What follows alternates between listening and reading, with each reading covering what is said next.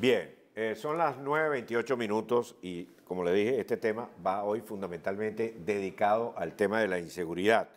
Y vamos a hablar con el doctor Roberto Briceño León, director del Observatorio Venezolano de la Violencia. Roberto, buenas noches, gracias por atendernos, estamos Shane y yo acá. De los últimos estudios, de lo último que has visto, de lo último que has investigado, el tema de la violencia está peor, forma parte de una política de Estado, es simplemente un descuido. ¿Cuál es tu apreciación en este momento? Yo te diría dos cosas, Leopoldo, para ti y para tu audiencia. La primera es que el problema está peor. Y está peor porque las políticas de Estado frente al tema son equivocadas. Han venido siendo equivocadas y siguen siendo equivocadas. Hay un tipo de respuesta que es equivocada, que no va en la dirección apropiada, que no pacifica a la sociedad, que no protege a los ciudadanos. Y hay una política que es ineficiente por la manera en que está organizada. Entonces, lamentablemente tenemos un incremento de todos los tipos de violencia en el país.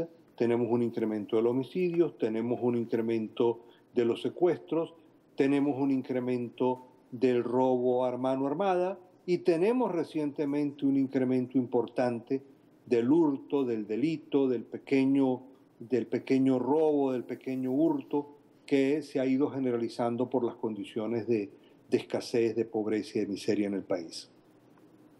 Profesor, queríamos también consultarle, buenas noches, le saluda Chaina Chan, aquí acompañando al ciudadano en esta noche. ¿Qué tanto está vinculada la parte económica con la seguridad o inseguridad y la parte de la violencia? Es decir, mientras el venezolano tenga menos poder adquisitivo, aunque aumenten el salario 100 veces en un año, ¿esto cómo se traslada a que se cometan más delitos y que esos delitos sean más violentos? Yo creo que hay que diferenciar algunas cosas, porque en términos de lo que ha sido homicidio en el país, el mayor incremento de homicidios lo tuvimos en el momento en que el país tenía la mayor riqueza de toda nuestra historia. Es decir, cuando uno observa todo lo que así fue el incremento en homicidios a partir del año 2003, 2004, 2008, 2010, ahí no podíamos hablar que había pobreza en el país. Había dinero y abundante, se distribuía de manera notable, el gobierno sacaba grandes avisos de que había disminuido la pobreza. Bueno, entonces ahí uno no podía darse una asociación y nosotros le discutimos mucho eso al gobierno nacional y a sus interpretaciones, que la pobreza era la causa de los homicidios, de que era la desigualdad y el capitalismo. Sin embargo, en este momento tenemos una situación distinta que no tiene que ver con los grandes delitos, que no tiene que ver con homicidios, que no tiene que ver en gran medida con los secuestros o los robos, sino que tiene que ver con la generalización del pequeño delito, el delito cometido por personas que no son profesionales del delito.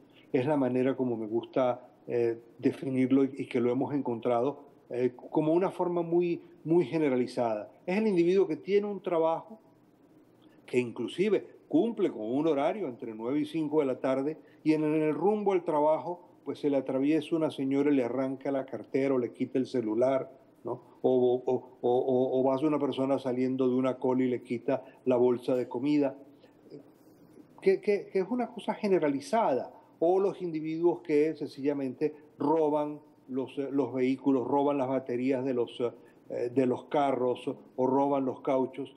Eso se vincula con la escasez de los productos, con la situación económica de empobrecimiento que tiene la familia venezolana y los trabajadores venezolanos que han visto, como bien decía, bueno, que han visto sencillamente sus ingresos esfumarse, su capacidad de compra disolverse completamente y que encuentran en esto unas vías de solucionarse un problema, bien sea teniendo unos ingresos o bien sea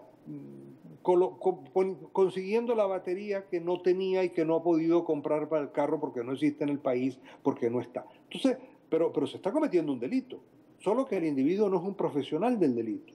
Ahora, obviamente que estos individuos que comienzan en este pequeño delito, en esta pequeña criminalidad, posteriormente podrán ingresar a la gran criminalidad del país. Ahora, Roberto, perdón, fíjate, por ejemplo, el aumento de casos de tuberculosis en Maracaibo están asociados a la desnutrición. Tengo una información del Hospital General del Sur del doctor Pedro Iturbe, así es como se llama el hospital. Sí. Entonces, este aumento de la delincuencia, este aumento de asesinatos, este aumento de asaltos, es producto de ser una política de Estado para encerrar al ciudadano, para limitar al ciudadano. Yo no creo que exista una política de Estado que haya existido como tal, de gobierno, porque lo que ha existido es una inmensa incompetencia, confusión, enredos entre ellos. Sí ha existido, lo que sí es política de Estado, Leopoldo, es dedicar los policías y las fuerzas policiales a reprimir a las fuerzas de la oposición, a las marchas de la oposición o a las protestas de los autobuseros o de los obreros, y no dedicarlas a proteger, ¿no?, al ciudadano común. Eso sí es una política de Estado. O sea, no le importa. ¿Y qué ha sido? Lo que pasa es que aquí tendríamos que diferenciar un poco lo que ha sido durante todos los años y lo que viene ocurriendo en el último año y medio, 2 años. Porque globalmente, para Chávez, sí era una política de Estado no ocuparse de la violencia y de la inseguridad. Por muchas razones. Una básica es que él creía que la violencia formaba parte de la lucha de clases y que por lo tanto no era mala. Él creía que esa violencia iba a desembocar en pobres que se enfrentaban a los ricos y que por lo tanto él se iba a beneficiar políticamente de esa dinámica de lucha de clases. Bueno, eso no ocurrió en el país como tal. Lo que sí ocurrió fue el incremento de la violencia delincuencial generalizada, no de la violencia política. Profesor, brevemente, para resumir y entender un problema social, según lo que nos ha descrito en esta noche, ¿cómo se reconstruye a un individuo venezolano éticamente, moralmente? ¿Cómo se acaba con esa parte de violencia en la ciudadanía venezolana? Nosotros creemos que hay tres líneas en las cuales hay que trabajar. El primero es que hay que reforzar los valores de la sociedad. Hay que reforzar el sentido del cumplimiento, hay que reforzar lo que es cumplir las leyes.